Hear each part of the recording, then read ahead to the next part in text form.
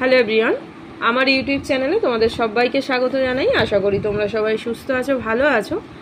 আজকে আমি তোমাদের সাথে ঈশ্বরচন্দ্র বিদ্যাসাগর কবিতাটার কিছু এমসিকিউ শেয়ার করতে চলেছি। ভিডিওটাকে কেউ স্কিপ না করে পুরো দেখতে থাকো। তো এটাতে আমি বলেইছিলাম আগের ভিডিওতে তোমাদের আমি এই কবিতাটা পুরো বুঝিয়েছিলাম। তো কেউ যদি না দেখে থাকো ভিডিওটা দেখে নিতে পারো, ডেসক্রিপশানে লিঙ্ক দিয়ে দেবো, কিংবা চ্যানেলে গিয়েও দেখতে পারো। দেখো, বিদ্যাসাগরের প্রতি কবি মাইকেল মধুসূদন দত্তের যে শ্রদ্ধা, সেটা আমরা জানি যে ঈশ্বরচন্দ্র বিদ্যাসাগর এই কবিতার মধ্যে তিনি ব্যক্ত করেছিলেন। মানে ঈশ্বরচন্দ্র বিদ্যাসাগর, একই সঙ্গে বিদ্যাসাগর করুণার যে সমুদ্র বলা হয়েছে, তাকে দিনের বন্ধু বলা হয়েছে। এইসব এমসিকিউগুলো ইম্পর্টেন্ট আছেই, সমস্ত কবিতাটা ভালো করে খুঁটিয়ে পড়বে। তার সত্ত্বেও যেগুলো কিছু ইম্পর্টেন্ট এমসিকিউ, সেগুলো তোমাদের সাথে শেয়ার করছি। দেখো, ঈশ্বরচন্দ্র বিদ্যাসাগর কবিতাটি যে কাব্যগ্রন্থের অন্তর্গত, সেটা হচ্ছে চতুর্দশপদী কবিতাবলী। নাম্বার 2তে দেখো আমি লিখেছি, ঈশ্বরচন্দ্র বিদ্যাসাগর কবিতাটি চতুর্দশপদী কবিতাবলীর যত সংখ্যক কবিতা, সেটা হচ্ছে 86 সংখ্যক কবিতা। ঈশ্বরচন্দ্র বিদ্যাসাগর কবিতাটি যে ধরনের কবিতা, এটা কোন ধরনের কবিতা? এটা সনেট ধরনের কবিতা। আমরা জানি যে সনেটে কটা লাইন থাকে, তোমরা জানো 14টা লাইন থাকে। সনেট বিভক্ত থাকে দেখো 8 ও 6 লাইনে। তোমাদের বললাম যে 14টা লাইন থাকে, দেখো 8 আর 6 14।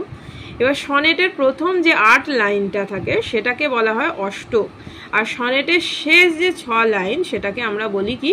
শতক। নেক্সট দেখো 7 নম্বরে আমি লিখেছি, বাংলা ভাষায় প্রথম সনেট রচনা করেছিলেন কে?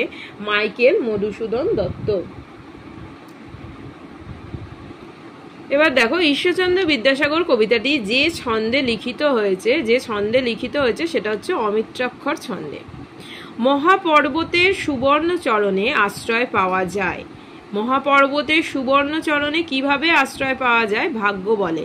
এখানে আমি একটুখানি বলছি যে এমসিকিউ তোমরা জানো, তোমাদের হয়তো 3টে কি 4টে অপশান দেয়া থাকবে, তার মধ্যে থেকে যেটা সঠিক সেটা তোমাদেরকে লিখতে হবে। আমি অ্যান্সার যেগুলো সঠিক উত্তর সেগুলোই লিখে নিয়েছি, আর অপশানগুলো দিইনি। তোমরা এইভাবে মুখস্থ করো, তাহলে তোমাদের পুরো অ্যান্সারটাও একদম প্রমিনেন্ট হবে, ঠিকঠাকভাবে তোমাদের সুবিধা হবে।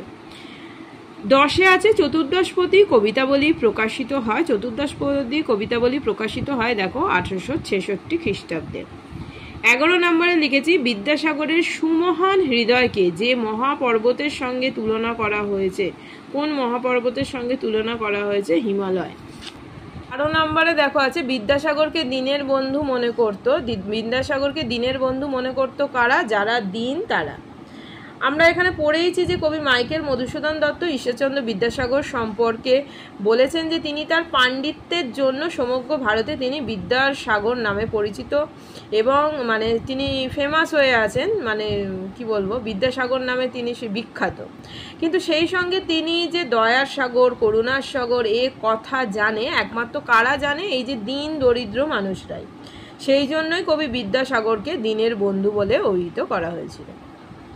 13 নম্বরে লিখেছি দেখো, অমৃতফল বলতে বোঝানো হয়েছে। অমৃতফল বলতে কি বোঝানো হয়েছে? বিদ্যাসাগরের যে অকৃপণ দান, সেটাকে বোঝানো হয়েছে। তারপরে দেখো, পর্বতের প্রকৃত গুণ সেই বুঝতে পারে। পর্বতের প্রকৃত গুণ কে বুঝতে পারে? যে পর্বতের সুবর্ণ চরণের আশ্রয় নেয়। মানে পর্বতের যে সুবর্ণ চরণ, সেখানে যে আশ্রয় নেয়, সেই কিন্তু বুঝতে পারে। তো মানে যে ব্যক্তি সেই স্বর্ণচরণে, আমরা পড়েছিলাম আশ্রয় পাওয়ার, কেবল সেই জানে যে কতভাবে কত রূপে সেই অতুলনীয় গুণরাশি ধারণ করে আছে গিরিশ। অর্থাৎ কাকে বোঝানো হয়েছে এখানে? বিদ্যাসাগরকে, যাকে কবি পর্বত শ্রেষ্ঠ হিসেবে বোঝাতে চেয়েছেন। তার সদনে, অর্থাৎ তার গৃহে বা আশ্রয়ে যে সেবা আছে, তা ব্যক্তির কাছে কিন্তু সুখ শান্তির যে এক নির্ণায়ক হয়ে ওঠে। যেমন এখানে দেখো, এই যে সদন শব্দটির অর্থ কি? সদন শব্দটির অর্থ হচ্ছে গৃহ। কিঙ্করী শব্দটির অর্থ কি? কিঙ্করী শব্দটির অর্থ হচ্ছে দাসী। তারপরে দেখো, তরুদল অমৃতফল যোগান দেয় পরম আদরে। 18 নম্বরে আছে, তরুদল যে ছায়া বিস্তার করে তা। তরুদল যে ছায়া বিস্তার করে সেটা কিরকম? শীতল শাসী দিশ। শব্দের অর্থ, দিশ শব্দের অর্থ হচ্ছে দিক। তরুদল যা যোগান দেয়, দেখো তরুদল কি যোগান দেয়? তরুদল অমৃত ফল যোগান দেয়। মানে আমরা এখানে পড়েছিলাম যে পর্বত সেকে উৎসারিত নদীগুলি নির্মল জল দান করে, আমাদের সেবা করে। আর উচ্চ শির যে বৃক্ষগুলো আছে সেগুলো আমাদের অমৃত তুল্য ফলের যোগান দেয়। এছাড়া আর তার ফুলের সুবাস 10 দিক ছড়িয়ে পড়ে। আর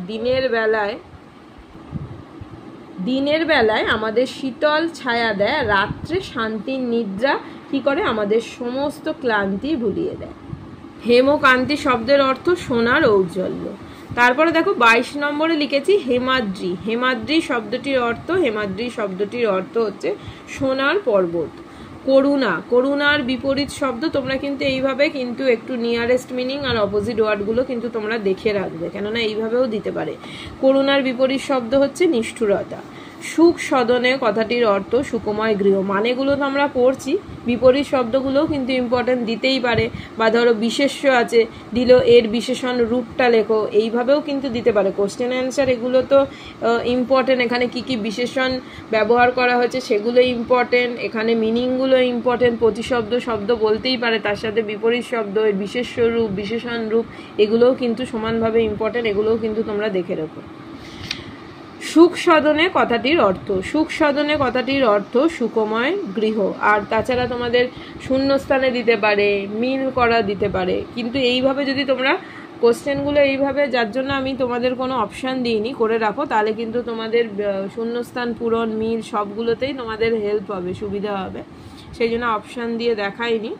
আর অবশ্যই তোমরা যেগুলো বললাম যে বিশেষ্য বিশেষণ রূপ, এগুলোও কিন্তু দেখে রাখবে, বিপরীত শব্দ এগুলো।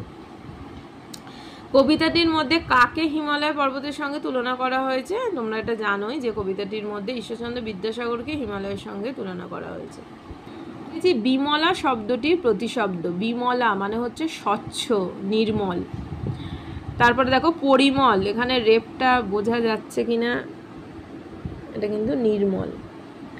তারপর দেখো পরিমল শব্দটির অর্থ সুগন্ধ। মাইকেল মধুসূদন দত্তের ছদ্মনাম। মাইকেল মধুসূদন দত্তের ছদ্মনাম হচ্ছে টিমথি পেন পোয়েম। আর আমি যখন আলোচনা করেছিলাম তোমাদেরকে এগুলো বলে দিয়েছিলাম যে এগুলোও দিতে পারে। ধরো কবে জন্মগ্রহণ করেছে এইগুলো, যেমন 1824 খ্রিস্টাব্দের 25শে জানুয়ারি যশোহার জেলার সাগরদাড়ি গ্রামে মধুসূদনের জন্ম। পিতার নাম হচ্ছে তার রাজনারায়ণ দত্ত। এইগুলো একটুখানি দেখে রেখো। 1848 খ্রিস্টাব্দে মধুসূদন, ওটা আমি তোমাদের শর্ট কোশ্চেনে লিখেওছি যে 1848 খ্রিস্টাব্দে মধুসূদন মাদ্রাজে চলে যান। তার জীবনাবসান হয়েছিল 1873 খ্রিস্টাব্দে 29শে জুন। তো এগুলো একটু দেখে রেখো। তো দেখো মধুসূদন দত্তের প্রথম কাব্যগ্রন্থ দ্য ক্যাপটিভ লেডি। তারপর হচ্ছে কত খ্রিস্টাব্দে মধুসূদন মাদ্রাজে চলে যান, যেটা বলছিলাম তোমাদের 1848 খ্রিস্টাব্দে।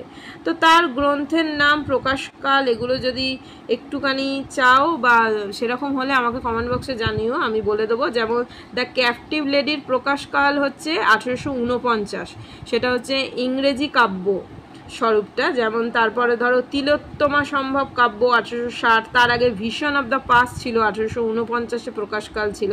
তিলোত্তমা সম্ভব কাব্য হচ্ছে আখ্যান কাব্য একটা। মেঘনাদ বধ কাব্য 1861 প্রকাশ হয়েছিল, ওটা মহাকাব্য। তারপরে তোমাদের ব্রজঙ্গনা কাব্য 1861 গীতিকাব্য। এরকম এগুলো দেখে রাখতে পারো তোমরা। আমরা যেটা এই যে চতুর্দশপদী কবিতা বলি, এটা যেমন সনেট, সেরকম কিন্তু শর্মিষ্ঠা, পদ্মাবতী যেটা ছিল, এগুলো কিন্তু পৌরাণিক নাটক। শর্মিষ্ঠা প্রকাশকাল হচ্ছে 1859, আবার পদ্মাবতীর হচ্ছে 1860। কৃষ্ণকুমারী প্রকাশকাল 1861, এটা একটা ঐতিহাসিক নাটক। তো এগুলো একটু দেখে রাখতে পারো। যদি আরও এর এমসিকিউ লাগে আমাকে অবশ্যই কমেন্ট বক্সে জানিও, তাহলে সেটা নিয়ে আরেকটা আমি ভিডিও করব। তো থ্যাঙ্কস ফর ওয়াচিং। সবাই খুব ভালো থেকো, সুস্থ থেকো, টাটা।